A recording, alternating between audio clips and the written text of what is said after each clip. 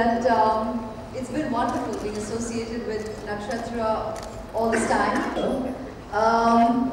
I love the fact that you have come up with this new collection as well, because it's perfect in keeping with the festive season, the bridal season, gives a lot of variety, and yet it keeps the basic cluster still intact. And this cluster of diamonds is what I find extremely special, because it's definitely sparkly, eye-catching.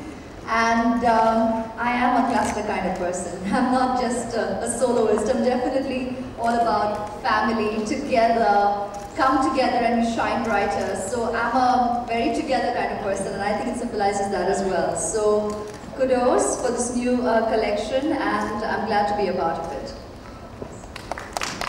Well, it's my privilege that the company has retained and kept me as a brand ambassador for all this time, and it's been a wonderful experience so far.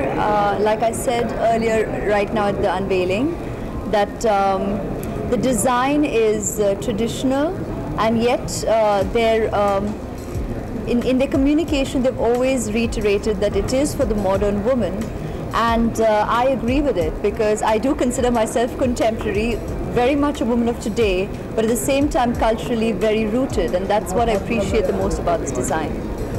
I think it's the fact that we're conditioned from the time that, we're kids, and you've always heard the statement, diamonds are a girl's best friend, but I think more than anything else, it's the fact that it's that wonderful adornment. I think dressing up, adornment, embellishing is part of being a woman, and is definitely a part of being an Indian woman. In our marriages, in our weddings, in our festivities, in our basic pujas, there's always a lot of our goddesses being, dressed up and bejeweled, and likewise the Indian woman. So in that sense, diamonds are the perfect sparkly, and they're extremely precious, and we do value it. So thereby it does evoke a lot of appreciation and immense respect. About today's collection, it's innovative, it's new, because they've gone beyond, they've retained the floral and the cluster, and at the same time they've given us a wonderful